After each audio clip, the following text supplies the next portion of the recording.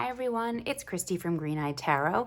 I'm back with the second installment of Spread It Out Sundays. So Spread It Out Sundays is where we pull a spread from one of the guidebooks from a deck that I already have in my collection. So I'm diving deep into my tarot library and focusing on one or two spreads that are presented in the guidebooks. I thought this would be a great way for me to explore the decks I already have, maybe reconnect with some decks I haven't taken out in a while. So I'm going to present one or two decks per video, and then we'll learn about what the spread is, and we will go through the spread, pull some cards together, see what the messages are, see how we feel about this spread. And that is the gist of Spread It Out Sunday. So I'm going to introduce the first deck so that we can spread it out. So the first deck that we are going to be diving into is the Enchanted for Haxa Tarot. So this is by MJ Cullinane. This is the mass market edition. I have the indie edition. The cardstock is so slippery, so I'm very happy to have the mass market because it is a matte cardstock and it is definitely easier to handle, for me at least, because these are bigger cards. These cards are not standard tarot size, they're more oracle size. So the spread that we're going to be looking at today is from the guidebook, from the Enchanted for Haxa Tarot, and it is the Quick Like a Fairy spread. So I thought, since we're moving into spring, we're getting, now we're in the, we passed the spring equinox, we're moving into that time between spring and we'll be approaching Beltane. And so that's that very fae-like energy. At least for me, that's when I connect to that sort of very fae-like energy. I find it really strong around that time of year for me. So I thought this would be a great one to dive into. It's called Quick Like a Fairy spread. So there's 4 cards in this spread. So let's see. So the first card is influencing energy. What is influencing your behavior? Is it internal forces, outside forces, or an experience? The situation is the second card. What is the situation on the horizon? Consider how the influencing energy will impact the situation. External influence is the third card. Something or someone else will enter the situation. How does this new energy contribute? Is this a supportive force or does it cause friction? And advice, what do you need to know that will help you make decisions that will lead to the best possible outcome? And in the guidebook, she says, I created this spread for my daily readings for the collective and find it to be quick while at the same time offering a great amount of information and insight. So that is the spread we're going to be looking at today from the Enchanted for Haxa. So here we have the cards. Again, like I was saying, these cards are more oracle size. So they're very big. Thankfully, this is a matte cardstock in this. This is the Hay House Mass Market Edition. So thankfully, it's a matte cardstock. Otherwise, the indie edition is very slippery. And anytime I try to shuffle them, the entire deck just goes flying everywhere. So thankfully, we have this cardstock that's a little bit more workable. They are, like I said, huge, so they're very hard for me to shuffle. I can riffle shuffle these, but it is very difficult. So I'm not even going to attempt to do that right now. Like I said, it tends to hurt my hands. These cards are very big. I have smaller hands, kind of shorter fingers, so it is very hard for me to get my hands around these two to do any kind of riffle shuffling. So we'll just nice, gentle overhand shuffle for a nice, calm, and casual stroll through this Quick Like a Fairy spread. Okay, so I'm going to head and just get out the 4 cards, and then we'll go back to the guidebook again and look at what our prompts are, because of course I've already forgotten what all 4 of them are. So we'll go back and look at the guidebook, but I'm gonna go ahead and pick these cards first, and then we'll flip them over, and hopefully I can fit this all in one frame. If not, we'll go ahead and zoom out a little. But we should be good. So like I said, it's been really fun just kind of digging in, going into the vaults, so to speak, which is really just the bookshelf where I keep all my tarot decks. but going into the vault and kind of going through all the decks and just like whatever is really calling to me, just sort of picking that off the shelf and taking a look at the guidebook. So it really is reconnecting me with a lot of decks that maybe I don't use as often or haven't used in a little while. This is one that usually comes out around this time of year, so this one was kind of a no-brainer for me. All right, so let's get back to our spread here. So we have the Quick Like a Fairy spread. So we have our 4 cards here, and influencing energy is our first prompt. What is influencing your behavior? Is it internal forces, outside forces, or an experience? Ooh, the Wheel of Fortune. Okay, we're starting off this reading with a bang, right? A major arcana card. I love when that happens. So big things happening. So this is a beautiful Wheel of Fortune card. In my humble opinion, I think this is really beautiful. Just looking at the energy. So the influencing energy, what is influencing your behavior? Is it internal, outside, or an experience? So internal or outside forces or an experience. So I definitely think it's both in this case. With the Wheel of Fortune, I think we're looking at, always with the Wheel of Fortune, we're looking at fate and destiny, sort of that feeling of fate and destiny. So we think of the wheels turning and sort of that cycle, just that cycle of life and that wheel constantly turning. And sometimes you're at the top and sometimes you're being crushed by the wheel. That's how I always think of the Wheel of Fortune.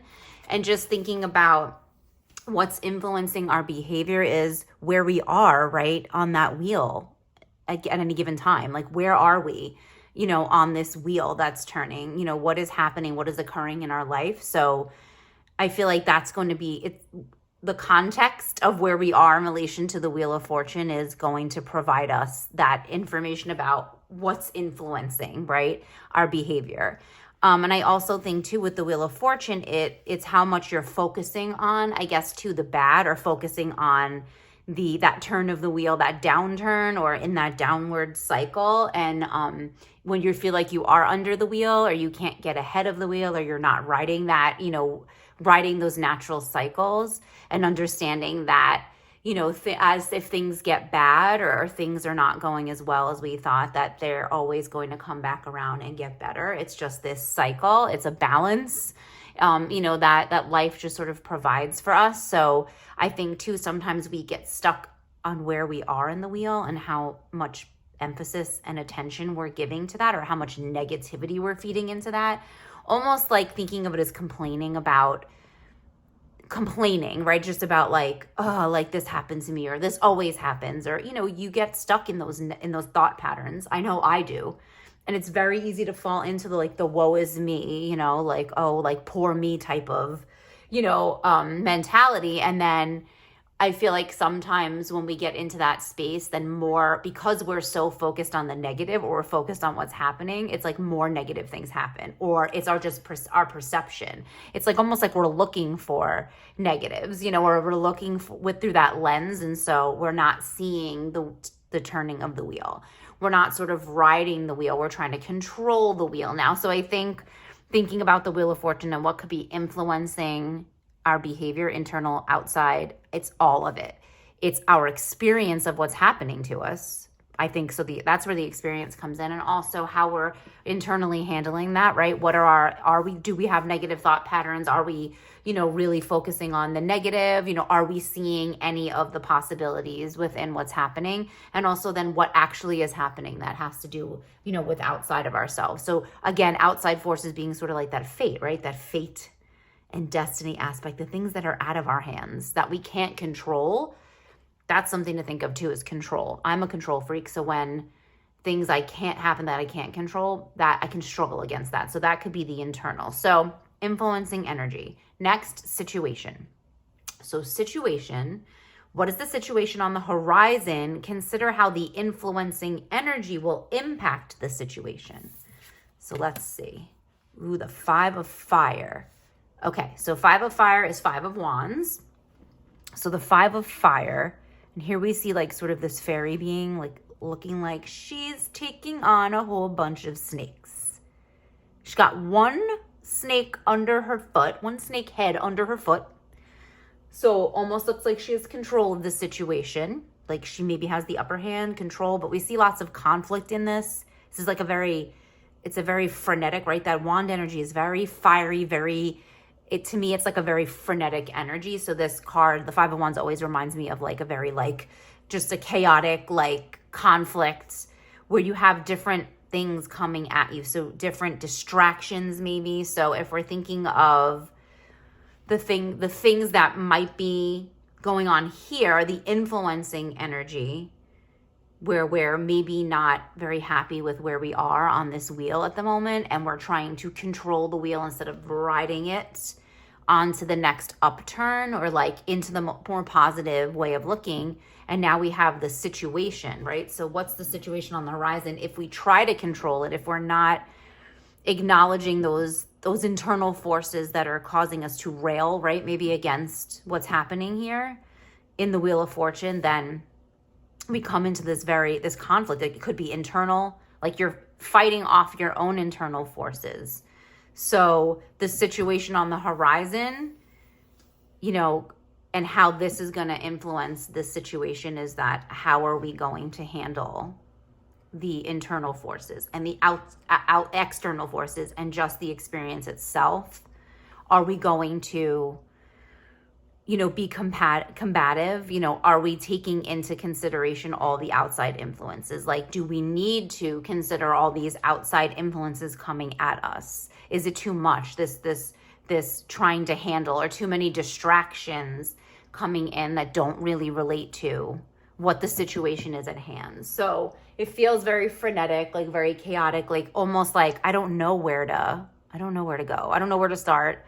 I have all these people, right? Like sometimes like having advice and getting outside input from people is helpful, but then sometimes it adds to the chaos that's going on, that might be going on already in your mind. So how much of that are we listening to? Should we be listening to it? So I feel like that's probably the situation is how are we dealing with it internally?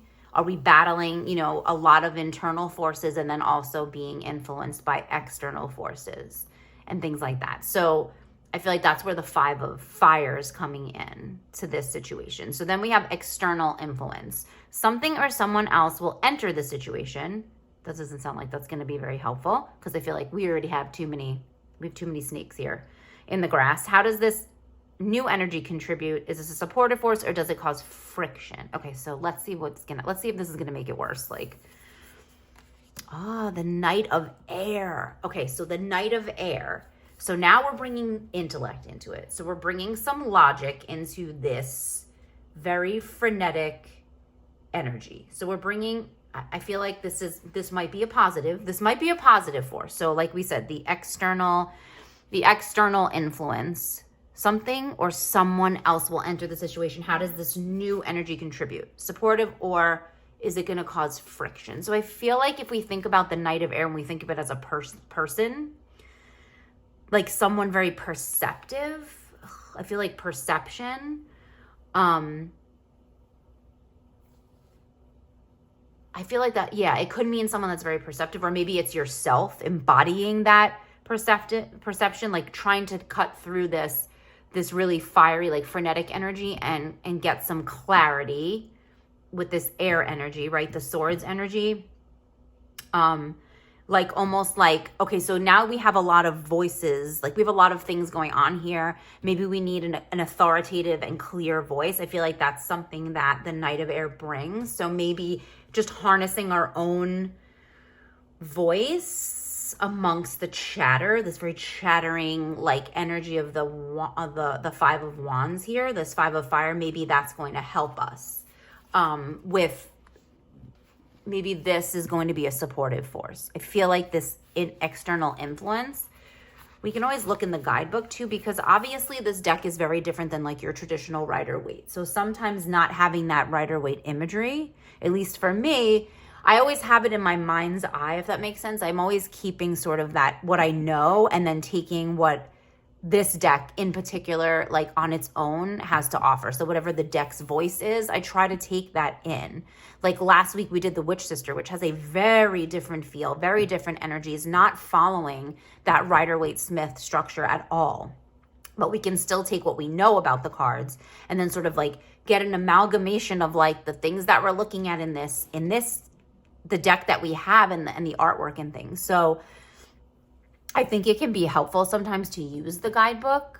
I feel like for some people it could add confusion. It could cause like confusion. Like if you're just using your intuition, like I did last week, I don't think I opened the guidebook for the actual meanings of cards, just sort of like just on my intuition, just on what the artwork was telling me. But I feel like this Knight of Air, like, is it just what we know about the air and the sword suit? But we can always look in the guidebook. Like I can pull up. I have the guidebook in my hand, so let's just look at the Knight of Air. Sharp features and piercing eyes. So, okay, so we have that sort of perception. The Knight of Air commands the attention of all within their presence. Okay, so I like that. So maybe, again, thinking about, like, not even an external, like another person, but you harnessing the Knight of Air energy. Maybe, you know, you're commanding that, you know, one clear voice kind of like drowns out the rest, which is like your true inner voice. If you encounter this creature, be warned that they will swiftly and accurately assess your strengths and weaknesses. If you catch them on a bad day, they will highlight your flaws to prove their superiority. Okay, so that could be this negative thought pattern that could be reflective of this negative, possibly the negative thought pattern we're having. Like, this always happens to me. Like I always have this. This is something that's always happening, right? Things like are happening to you as if you don't have any control over it, contribution. Like you're not part of what is happening. Like you're living an experience of just external forces without actually taking into consideration those internal things that are happening. So that could be that I'm like focusing on all of this, and that could be the flaw there. They don't enjoy holding their tongue. Their tone is biting. They do offer what most do not: straightforward, honest, and accurate information. So like I was saying, clarity that always proves to be helpful during times of uncertainty. So my gut feeling that this was going to be more of a supportive energy, I think we're on track here, just based on the guidebook too, and like just my thoughts and like what I initially kind of got from that energy.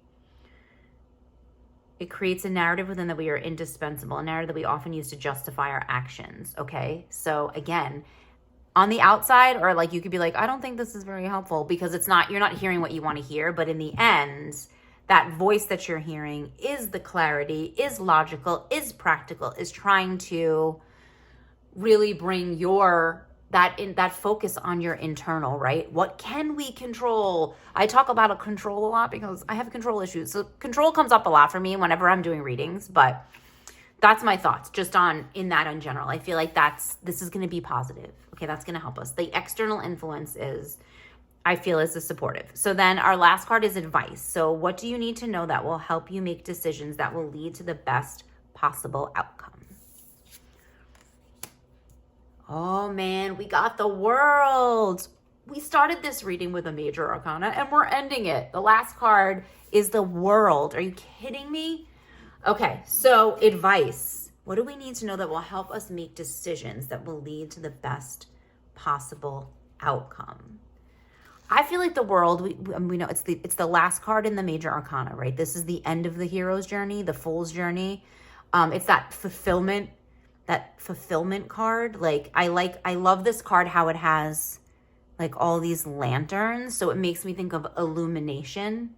So it's definitely a fulfillment, I feel like, within. I feel like this doesn't have to only relate to like external things or like projects, like tangible things, but also we're thinking about our own transformation within and coming to this place of fulfillment or this place of reconciliation, right? I feel like reconciliation is from judgment, which comes right before this, and sort of leading into this illumination now that like we can identify, like, right? We've now identified where we might be struggling with outside influence or distractions or frenetic, like just sort of internal energy that's like, coming at us from all different, and maybe like our mind is scattered. So then when we get into this realm of air, like this Knight of Air is going to help us, really support us into sort of, using that perceptive, like that hawk eye, right? Oh, there's a hawk. I like literally just said that without looking. Like, this looks like a hawk or some sort of very intense bird, right? That has those piercing gaze, like they can see right through you almost. So the Knight of Air, again, I feel like is like seeing right through you. It's like when we can see through ourselves, right? When that part of us that's like, I can see right through you, and I'm here to let you know that A, B, and C, might be why this is happening. So let's focus on that, right? Let's get some clarity. So I feel like the world is that illumination. So what do you need to know that will help you make decisions that will lead to the best possible outcome? So what do you need to know that will help you make decisions? What you need to know is that the ultimate goal is not like toxic positivity, right? Like the wheel of fortune is gonna turn, and that influencing energy, that fate, that destiny is there. It's turning no matter, I don't want to say no matter what we do, but in a sense, we have some control over what we can control, but then other things I feel like are left up to chance, right? That fortune that's left up to. So we don't have to be toxically positive about things that are happening, especially when we feel like we're being crushed by the wheel. I think it's more identifying where our distractions are and where we might be railing against ourselves, or how we can take what's happening and turn it into something that's useful, and that the end goal is not going to be, I just don't care anymore, or like, I'm just going to be positive about everything, and it's going to be, or I'm going to leave everything to fate and leave it to chance, and I don't have any control. That's not the case. I think it's the world is telling us that there's many moving pieces, and balance within control is good, right? Like that balance of energy can be good. I see the balance in the Wheel of Fortune. I see it completely knocked askew in this card. I see us returning to clarity in a place of perception here, and then the world telling us that it's illumination. It's not even getting there, it's knowing it. It's being able to recognize and having that sort of illuminated, like, and just being fulfilled by that knowledge, not actually tangibly having to, finish something. And I can look in the guidebook too for the world here. They gather together to release thousands of lanterns in a celebration that lights up the night sky. It brings a warm collective show of gratitude and satisfaction across the land as creatures far and wide join together in harmony. So that's another thing. If you don't have this deck or haven't read through the guidebook, it reads like it is very like narrative, which I love. It reads like a story. So every card is sort of telling you what's happening as residents of this Forhaxa, right? This enchanted land. Something is coming to a beautiful end, and it will be worth celebrating. The world brings the feelings of completion of a job well done and deserving of praise. Because of this event, you feel the high vibration of positive energy flowing through your veins. So again, you're feeling the positive. That's where we get that positive, but not toxic positivity. This is like a positivity, like because you have some clarity, you're feeling logical, you're feeling practical about things. That's the celebration, is that you kind of reach that point of clarity. It doesn't mean that you've got it perfectly figured out. It's just the understanding that there's work to be done, or the acknowledgement that there's things that can be done internally or even externally, like in your relationships and things. But if we're thinking of this as an internal type of looking inside, introspection. So you feel the task is over, the job is done. You can now put your feet up or simply bask in the knowledge. So I like that, basking in the knowledge. Again, it's that knowing. It's that knowing and being able to identify. It's not so much the feeling. Again, so I like it in this entire narrative. I'm not looking at this as a fulfillment, as a job well done, as I finished a task, I finished a project, because I don't know about anyone else, but for me, it's an ongoing process. I'm never going to be finished. As a human being, I don't think I'll ever be finished. There's never going to be completion and fulfillment for me as a human being in terms of me, being like the master of my emotions 100% of the time. And, me being able to identify, these toxic traits or toxic patterns, like that's going to be ongoing. It's going to be an ongoing process. So I never kind of consider this when I'm thinking about introspection. So I don't know if that made sense to anyone or resonated, but that is the quick like a fairy spread. And I feel like I was anything but quick there, but I do feel like it warrants the attention and really looking at this as an entire, like if we think of it as a sentence. I always try to read my tarot spreads as like a sentence.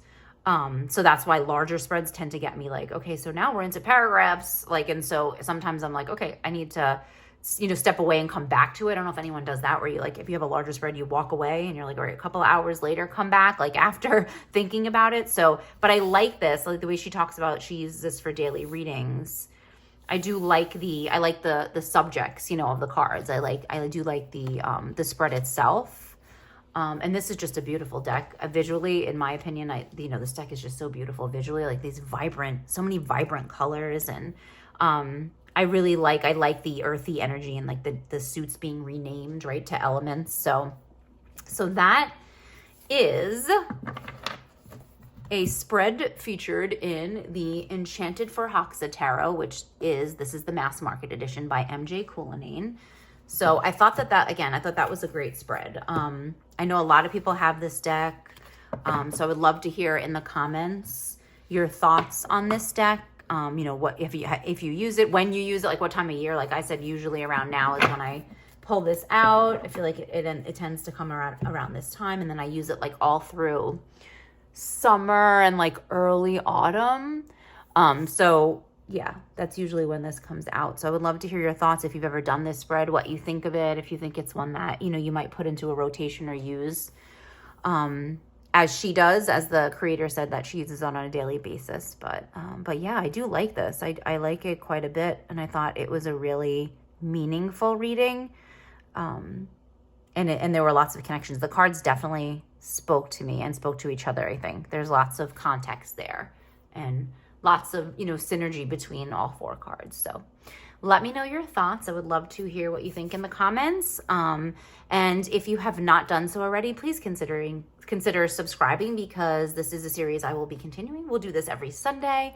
Just get together, check out a spread, and pull cards and talk about it, and see all the wonderful spreads that come from these creators that create these decks that we love. And if you're like me, you don't always dig into the guidebook. So I think just being able to get into the guidebook to look at the spreads is great, because it gives a new insight into, the structure of the deck and just the meaning behind, the creator's meaning behind creating it. So I hope you are enjoying this series. Please consider liking this video and share it if you feel inclined to do so. And I will see you in the next video. Bye.